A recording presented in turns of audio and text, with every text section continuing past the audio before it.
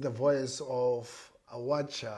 My name is Pastor John, and today we are going to have a special program with you that is very informative, educative. We are discussing the Nuremberg Code of 1947 on health matters. To help me in unpacking this code and helping you to understand the informed consent rule is none other but our dear guest for today, the advocate himself, Advocate Sabelo Sibanda. Welcome to the show. Thank you very much, Pastor John. It's good to be here, and it's a pleasure actually to be able to talk about this very, very critical topic. We are in unprecedented times. The world has changed overnight. The others call it, we are in an era, they call it the new norm. You know, unbelievable things are happening around the world, and South Africa is not an exception. Yeah, that's true. So what we're going to do, I want to share with you basically that from the British Medical Journal number 7070 volume 313, introduction, the judgment by the War Crimes Tribunal at Nuremberg laid down 10 standards to which physicians must conform when carrying out experiments on human subjects in a new code that is now accepted worldwide. This judgment established a new standard of ethical medical behavior for the post-World War II human rights era. Amongst other requirements, this document enunciates the requirement of voluntarily informed consent of the human subject. The principle of voluntary informed consent protects the right of the individual to control his or her own body. This code also recognizes that the risk must be weighed against the expected benefit, and that unnecessary pain and suffering must be avoided.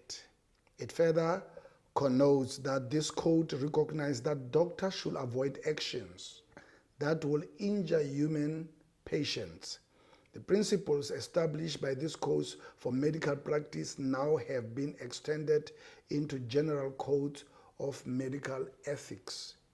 So the Nuremberg Code of 1947 helps us to understand the permissible medical experiments. It says the great weight of evidence before us to effect that certain types of medical experiments on human beings, when kept within reasonably well-defined bounds, conform to the ethics of the medical profession generally. The protagonists of the practice of human experimentation justify their views on the basis that such practice of human experimentation justify their views on the protagonist of the practice of human experimentation justifies their views on the basis that such experiments yield results for the good of society that are unprocurable by other methods or means of study. All agree, however, that certain basic principles must be observed in order to satisfy moral, ethical, and legal concept. And then we are coming to it for the advocate to break it one by one. There are 10 principles in all. So the first one. Thank you, Pastor John. I think before we can actually look at it and address each standard at a time, we need to lay a foundation.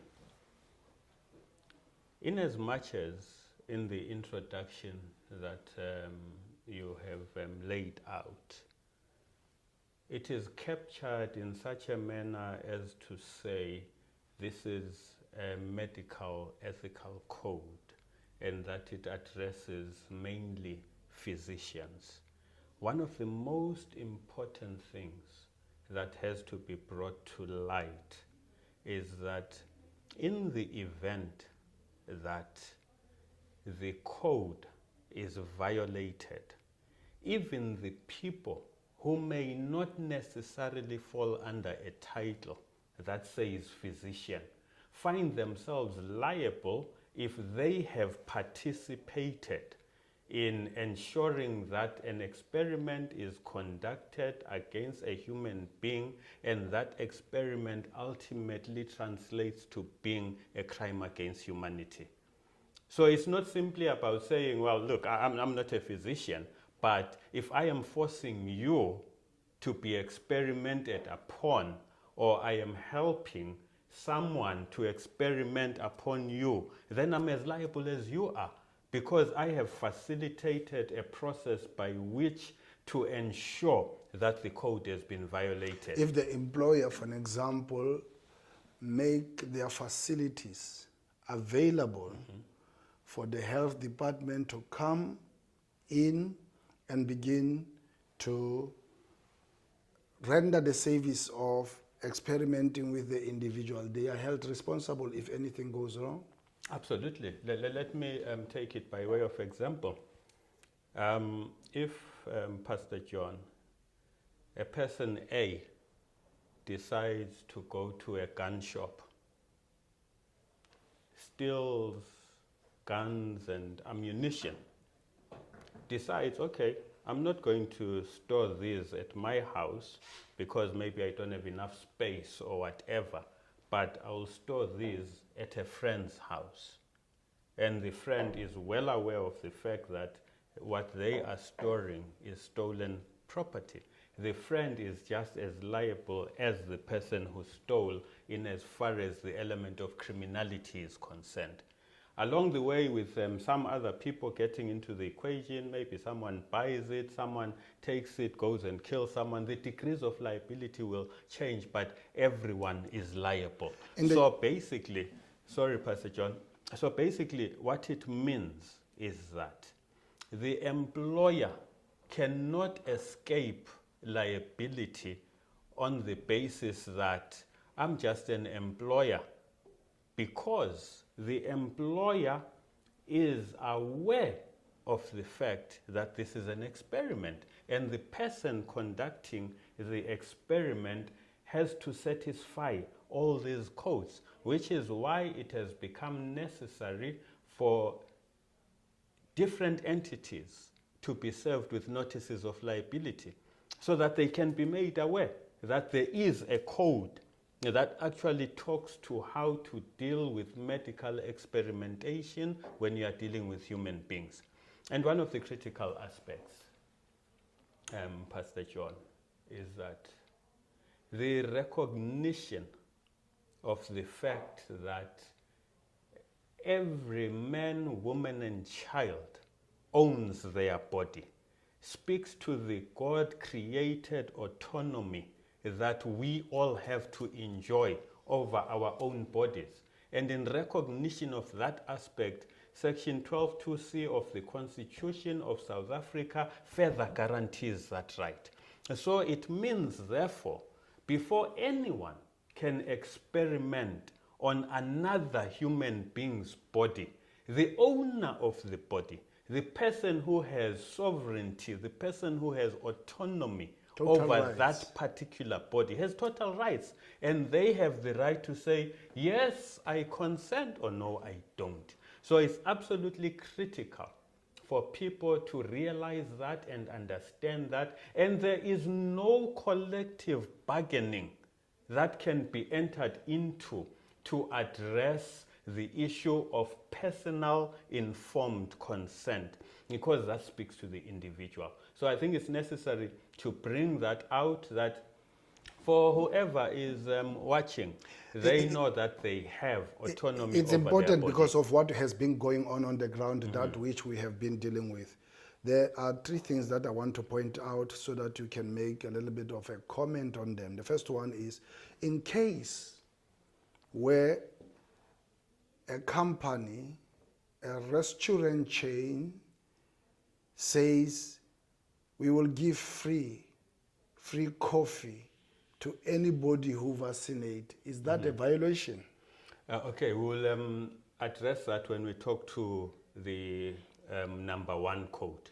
Okay. Where it fits into the equation. Just in case your other 2 questions are not related to the codes, because I would love to reserve that one for And the the time other one when then, the other one then that will come is when the president of the country make a statement that he's determined by 2022 to vaccinate everybody. He is saying we are determined, and he's firm. He says we are determined to see to it that everybody, he has not consulted them, but he's determined that everybody should be vaccinated or will be vaccinated by 2022.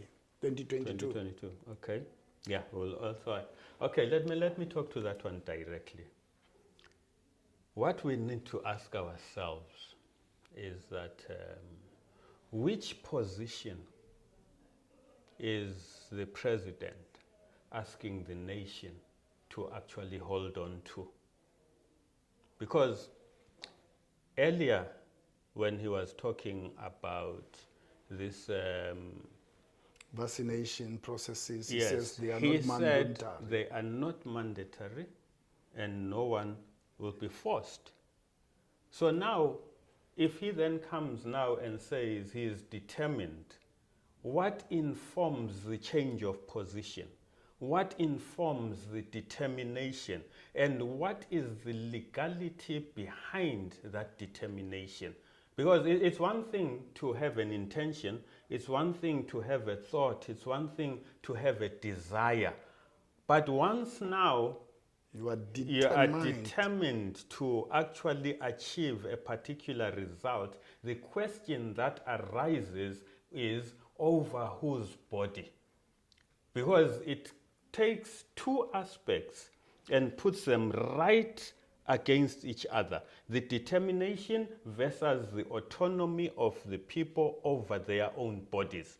Then we have to look at that and contrast it with, again, the Constitution, which talks to the guaranteeing of the bodily integrity of the citizens of this country. So, if the determination is saying to those people who are ready to offer up their bodies, then it is their choice. But to those people who are not prepared to offer up their bodies, then that has to be respected, because again, that is their choice. There's another scenario that I want to hear your comment on. Is a friend sending me documents from the Department of Education. Yeah. They have taken a position because they have the right, the autonomy over their bodies, to say no or to say yes. In this particular case, they said, no, we don't want to be vaccinated. And then you bring a 4-page document to say they must state the reason why they don't want to vaccinate. Can a department of government or anybody, any employer, require from a person who's refusing to be vaccinated the reason in writing why they don't want? What we would have to determine is, firstly, even if the reason is given, how will that change anything in as far as the right to choice is concerned? There is no law that I'm aware of that says you must give your employer a reason why you do not want to participate in a medical experimentation.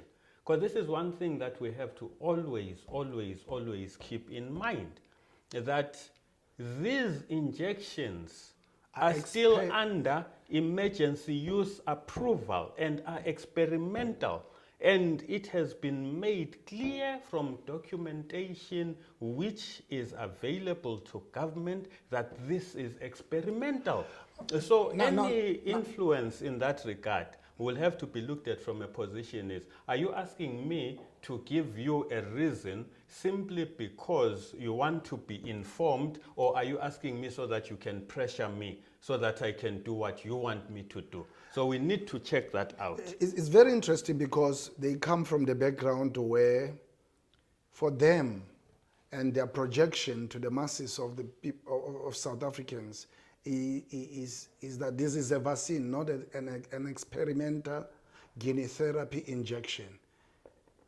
In countless numbers, as our dear president addressed the people of South Africa, he insists on saying this is a vaccine. What we would then have to look at is to ask ourselves a question. If it's experimental in other parts of the world, is it therefore the case that South Africa has actually received something which is no longer experimental?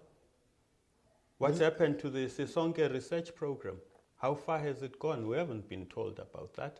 And we haven't been told as to what point this thing has actually been licensed as a vaccine. Became a vaccine. Because approval and licensing are not necessarily the same thing. So we cannot, even if it was licensed, I'm healthy. I don't have any issues. Why would I then be subjected to experimentation on something that I do not need?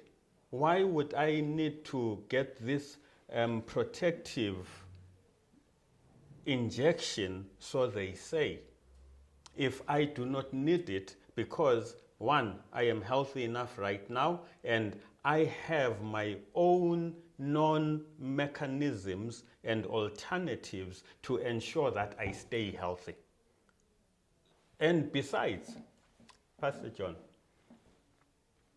if I'm lying on the ground dying, you come to me and you say, Sabelo, here is the medication, take this thing.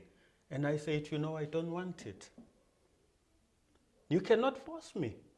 So for those who have decided that they will take their chances and die if they die, that choice has to be respected. And if indeed this injection is safe, then those who've taken it don't have to worry about anyone else contaminating them. More particularly that we are told that the injection ensures that even if someone is infected, they get a mild symptom. So why should they worry about that?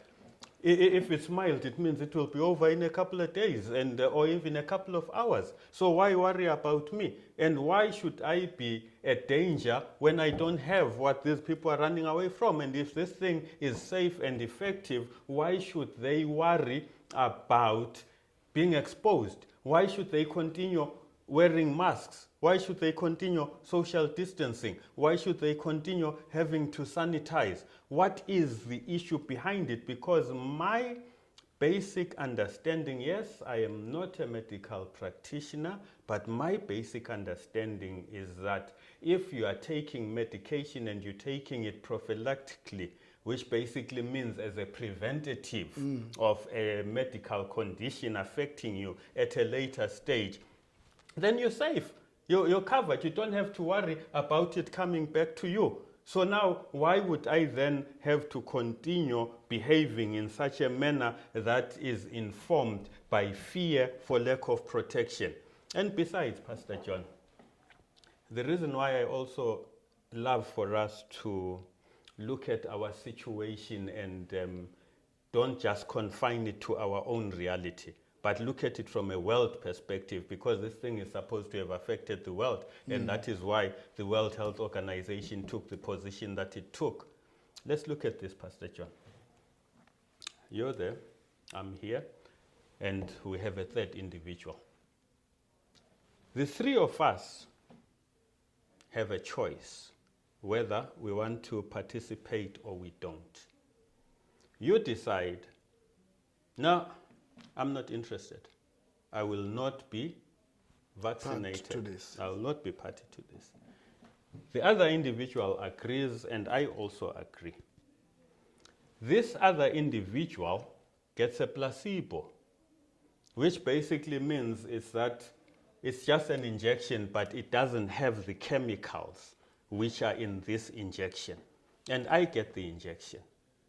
And then now, in the United Kingdom, which is now having issues with the COVID pass, Yes. COVID pass, they are saying, this was actually announced in Parliament, that this group, the placebo group, will be treated like the vaccinated group.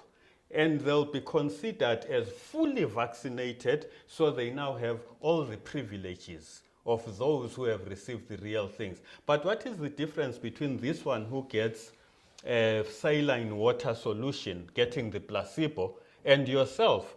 You are both unvaccinated, basically. If this one is not getting the real thing and you are staying at home and saying, I'm not going, so why should this one get a pass that says they are fully vaccinated, and I get a pass that says I'm also fully vaccinated? This just goes to show that this whole thing, there is something wrong with it, and this experimentation has to be clearly explained and clarified to the people, so that people can make an informed decision, so that people will know, when I'm sitting in that queue, am I part of an experiment? Is there some other people that are here who are part of the placebo group, or maybe some are part of getting the actual thing? And besides, in any experimentation, you will have basically your people who will receive the actual item, you will have your people who will receive the placebo, and then you have those who don't receive anything. Then you are able to compare and see if exactly this thing is working in the manner that it's supposed to work. So what is wrong with those people who are saying, I'll be part of the experiment, but I want to belong to the unvaccinated group? People must have that right, because it's their choice, it's their bodies. It's Amazing. important to respect that particular aspect. It boils down to the reality that if those who receive the placebo Yes. are counted to be qualifying as the vaccinated, Yeah. when it was just a syringe, that is not a vaccine, and then they are classed with the vaccinated, it comes to the point that you were obedient. You were punished who didn't take the vaccine for your deed. Absolutely. It's about totalitarian a rule of subjection of people against their will. Otherwise, there's no other reason why they are credited with the vaccine passport when they are not vaccinated. Absolutely. It's just to reward the fact that they were obedient. They were obedient. And again, this now, what we're discussing now, talks to the number one standard, which is basically to say voluntary consent of the human subject is essential. Because you had asked about the 10 different Principles. standards of the Nuremberg Code. So that number one, it starts from there. Voluntary consent, which goes to the deferred question that you asked earlier about a chain of a retail chain of restaurants or whatever. Rewarding vaccination with coffee. That is coercion. That is a tool by which to seek to overcome the consent of the person.